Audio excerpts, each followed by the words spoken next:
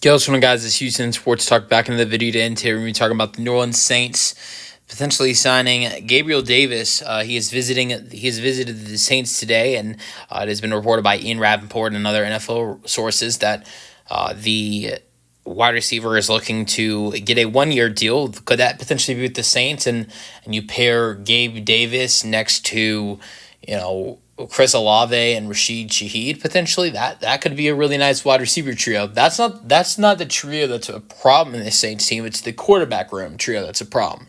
That I think this is actually an improved wide receiver room if you add in Gabe Davis to be that wide receiver 3 next to Shaheed and Chris Olave. The problem is with the Saints wide receiver crew, so I will say as well, is you also need Shaheed and Olave to stay more healthy. And if that can happen, you add in Gabe Davis, it's actually, I think, a really solid wide receiver. But you also have, should potentially look at Gabe Davis and say, okay, we need you to be healthy as well.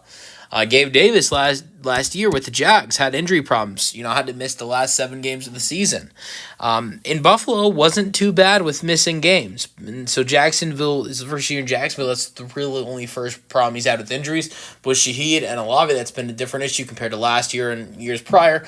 So you need those two guys to be more healthy. And Gabe Davis, you're going to bring him in. I think it's a great wide receiver room if the Saints sign Gabe Davis. Like I said, that's not the problem of this franchise, of this team right now. That's the quarterback position. Like, here's what I will say. There have been some rumors about a potential Kirk Cousins trade for New Orleans. Do I think that trade happens? I would say most likely not. I don't think a Kirk Cousins trade probably doesn't happen. But if you're going to trade a quarterback, you sure as hell not going to trade one to a division rival if you're the Falcons. But like if they made a significant upgrade at quarterback, like if you traded for Kirk Cousins and, if you made a deal like that, or, you've got some other guys, like maybe even if you traded for Will Levis and then you had,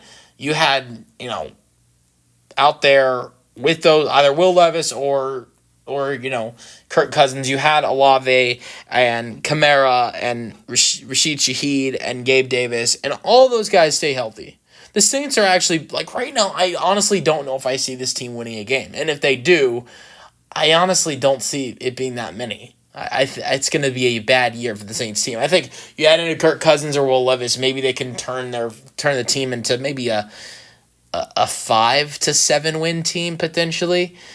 And so, but I still look at them and say, okay, this is a 2 or 3 win team, maybe a team that could only, their schedule's not easy. So playing in a easier division, I would say they probably get 2 or 3 wins, but it's not going to be good at all for the Saints team this year. And if you added a better quarterback, maybe it'd be a better season. It's not going to turn you into a playoff team or anything like that. So I don't think Gabe Davis solves a lot of your problems. Like I said, that's not the problem. Wide receiver is not a problem. So, but Gabe Davis had an off year last year, only 240 receiving yards in 10 games. So he was only averaging about 40 receiving yards per game. It's less than that. A little bit over 20. 24. I don't know why I came up with 40. 24. I think in my head it was 400. I did 400, because 10 times 40 is 400.